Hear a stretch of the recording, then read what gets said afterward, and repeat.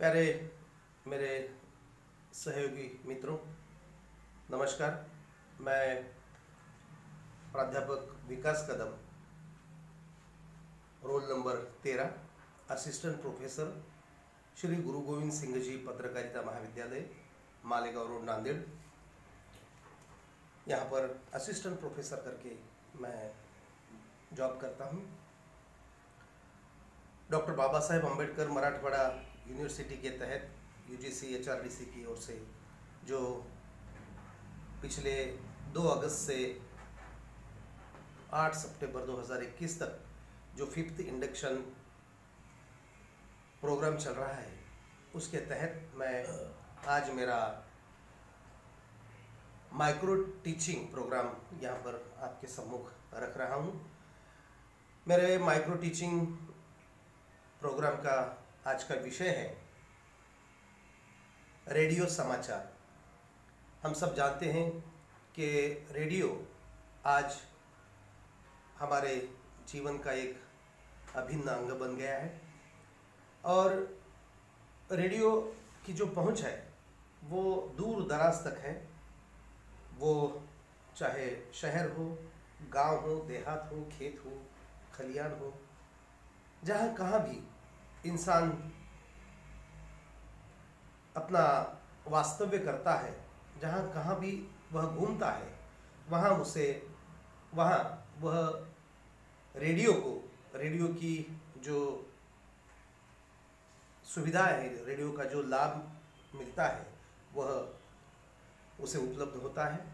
और उसमें सबसे अहम प्रोग्राम जो रेडियो पेश करता है वो है रेडियो समाचार। रेडियो समाचार से हमें दुनिया भर की जानकारी, हम जहाँ भी खड़े हों, देहात में, गांव में, खेत में, कहीं पे भी हो, तो हमें रेडियो के माध्यम से दुनिया भर की जानकारी उपलब्ध होती है। और इसलिए आज हम इस विषय पर चर्चा करने वाले हैं। मेरा माइक्रो टीचिंग में पेश कर रहा हूँ रेडियो समाचार। ये रेडियो समाचार, इसके बारे में जब हम अध्ययन करते हैं, विचार करते हैं, सोचते हैं, तो हमें कुछ बातें मुख्य रूप से हमारे सामने आती है कि इसका हमारे आज के माइक्रो टीचिंग का उद्देश्य क्या है, उसकी प्रस्तावना क्या है। रेडियो समाचार जो होते हैं उनमें अनुवाद की क्या समस्या होती है, रेडियो के जो समाचार पेश किए जाते हैं उसमें किस तरह की वाक्य रचना चाहिए, उसमें हमें जो मालूम होती है मुहावरे, उनका किस तरह से उपयोग किया जा सकता है। सफल समाचार जो रेडियो के होते हैं उसके क्या गुण होने चाहिए, उसके प्रसारण की जो शब्दावली है वो किन शब्दों का उपयोग किया जाता है, उसके बारे में हमको और जानकारी इसमें ले सकते हैं। उसके बावजूद उसके कुछ उदाहरण भी हम देखेंगे आज के इस माइक्रो टीचिंग में, और अंत में हम देखेंगे कि सारांश रेडियो समाचार हम जब करते हैं तो उसका सारांश क्या है, किस तरह के रेडियो समाचार होने चाहिए। मित्रों, उद्देश्य के बारे में हम जब बात करते हैं कि माइक्रो टीचिंग में हम इस अध्ययन से जान सकेंगे कि रेडियो समाचार में जो वाक्य रचना होती है वो कैसी होती है, प्रसारण शब्दावली इसमें क्या मायने रखती है, समाचार लेखन के, रेडियो समाचार लेखन के सूत्र क्या होते हैं, और इसमें अनुवाद की जो समस्या आ जाती है उस पर हम कैसे हल निकाल सकते हैं, उसको सोल्यूशन कैसे दे पाते हैं। रेडियो समाचार के संदर्भ में हम आरंभ में उसकी प्रस्तावना सोचेंगे कि समाचार संकलन की विधि, उद्देश्य से परिचित कराने के पश्चात यह बताने का प्रयास किया गया कि रेडियो समाचार, टीवी समाचार तथा अखबार, इनमें छपी सभी खबरें, इनमें क्या अंतर होता है। इस सेमिनार में रेडियो समाचार के विषय में बताने का मैं प्रयास करूंगा। अनुवाद की समस्या का किस तरह सामना किया जा सकता है, अधिकतर विदेशी तथा भारतीय समाचार एजेंसियां मुख्य रूप से अंग्रेजी समाचार यह देती है। अंग्रेजी समाचार ही हम तक पहुंच जाते हैं। एक दो एजेंसी है हिंदी में समाचार देती है, लेकिन वह पर्याप्त कहां होता है। प्रतिष्ठित समाचार एजेंसी जैसे पीटीआई ने यद्यपि भाषा के नाम से और यूएनआई ने यूनिवार्ता के नाम से हिंदी सेवा आरंभ की है, लेकिन यह भी साधारण रूप से अनुवाद पर आधारित हुआ करती है। अतः रेडियो को अपने स्तर पर ही अनुवाद की समस्या का हल निकालना पड़ता है। अनुवाद की समस्या क्या होती है? हिंदी समाचारों की अधिकांश सामग्री मूलतः अंग्रेजी में होती है।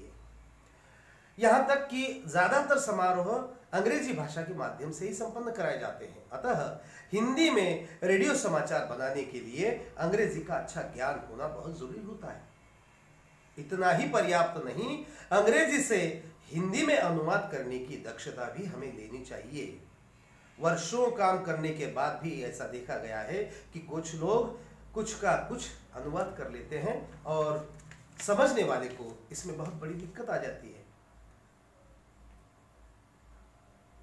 रेडियो के जो समाचार है किसी अन्य भाषा से अनुवाद करके बनाए जाते हैं, उसके लिए कुछ प्रमुख बातें इस प्रकार से हैं।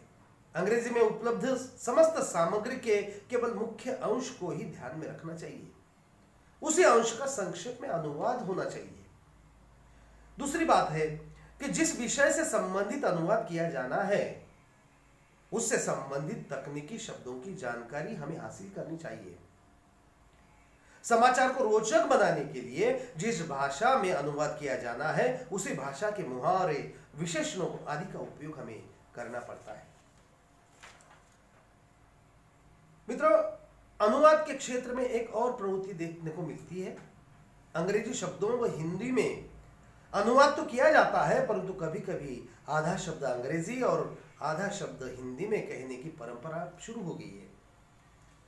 अब इस परंपरा को हम सही या गलत नहीं बता सकते, लेकिन आज यह धारणा हुई है कि इस तरह से प्रयोग किया जा सकता है। सारांश यह है कि अंग्रेजी में हिंदी अनुवाद करते समय शब्दानुवाद नहीं, भावानुवाद होना चाहिए। भाषा कृत्रिम नहीं, सहज होनी चाहिए। अंग्रेजी शब्दों में बदले में जो शब्द लिखे जाए वे हिंदी की प्रकृति की शैली के रूप में आने चाहिए।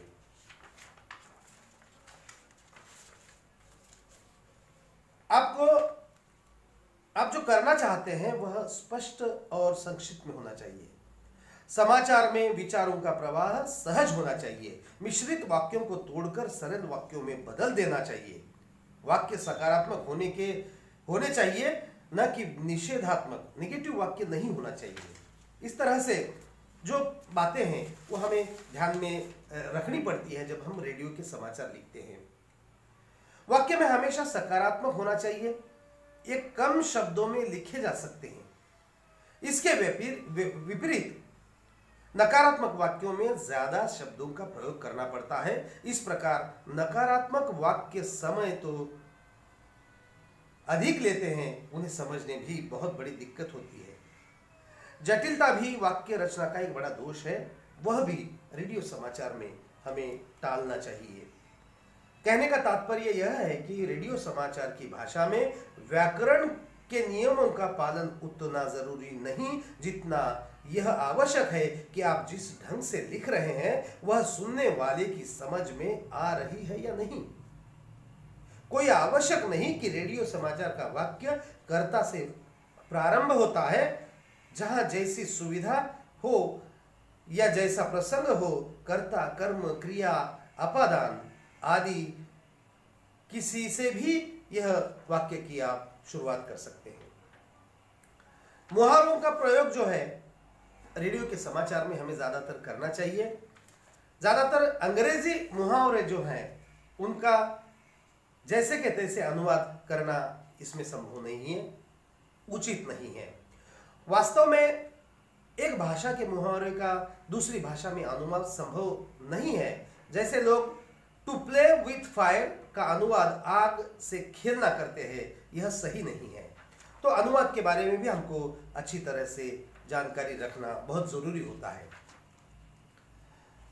आजकल विभिन्न समाचार चैनलों में लोकोक्तियों, कहावतों और मुहावरों का भरपूर प्रयोग हो रहा है। रेडियो समाचार में कहावतों और मुहावरों के प्रयोग से ही हम भाषा को अधिकतर प्रभावशाली बना सकते हैं।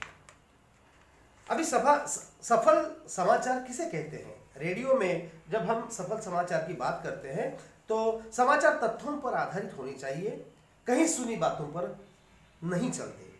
अगर किसी समाचार के बारे में जरा भी संदेह हो तो उसे छोड़ देना ही उचित होता है।